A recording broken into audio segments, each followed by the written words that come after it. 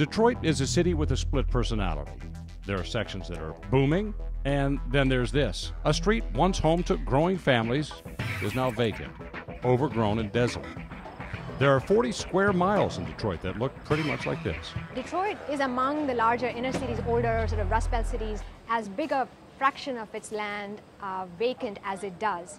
And in many respects, Detroit is a leader in showing how agriculture can offer one solution.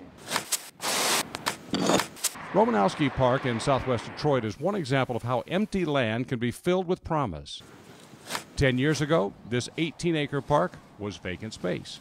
Now, along with typical park facilities, there are fruit orchards, stands of hardwoods, and a working farm. We're growing 1.5 acres worth of vegetables and flowers here. Rebecca Salmon and Witt is president of the Greening of Detroit, an organization whose name states its purpose. And our objective is really to create a healthy, clean, and green ecosystem for the city of Detroit. Rebecca likes to show people this park because its harvest is not just produce. The neighborhood came together and had a lot to say about what it would do in this space if it had the chance. It's a great example of using green space effectively in a neighborhood.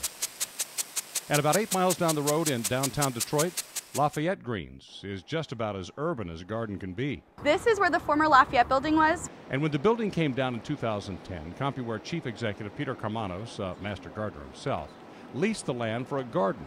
Organic fruits, vegetables, herbs, and flowers are all grown on this 3/4 acre plot.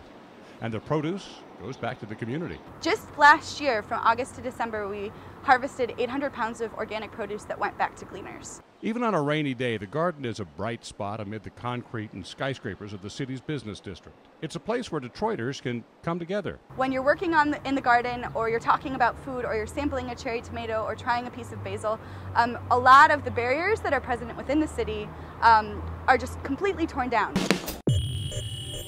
But urban agriculture can also build barriers. Here in Palmer Park on Detroit's west side, fruit trees are dividing the community. 5 orchards are planned for the park. 3 were planted this spring, with the largest being a stand of a few hundred apple trees. 2 more orchards and a variety of fruits are part of the plan. Peaches, plums, and some pear trees up on 7 Mile there. The urban orchards were part of a 25-year plan to return the park to its original splendor. But not everyone agrees with this part of the plan. There were a few people complaining. They were concerned about rats and dust from the fields. The issue will go before City Council when members return from summer's break. Meanwhile, Eric works to keep the trees healthy. While their fate is determined, he's confident no matter what happens in Palmer Park, there will be more urban agriculture. This is the future of farming. This is where people are going to be getting their fruits and vegetables here in the next 10, 20 years.